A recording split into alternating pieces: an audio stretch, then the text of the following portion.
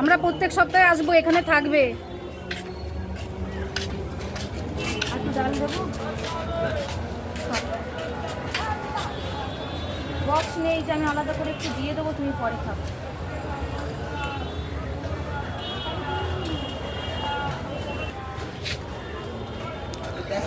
এই দাদু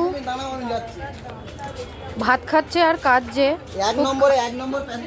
খুব খারাপ লাগছে। উনি অনেকদিন ভাত খান না, তাই ওনার চোখের জল পড়ে গেছে আজকে ভাত খেয়ে।